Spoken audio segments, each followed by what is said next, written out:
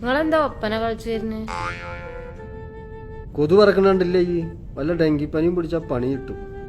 പനിയൊക്കെ ഇപ്പൊ എല്ലായിടത്തും ഉണ്ട്. നിങ്ങൾ കടയിലൊന്ന് പോയിട്ട് വന്നി. സൂക്ഷിച്ച ദുഃഖിക്കണ്ട. എന്തൊക്കെയാച്ചാ പറയുന്ന കടയിലേക്ക് പോണെങ്കി.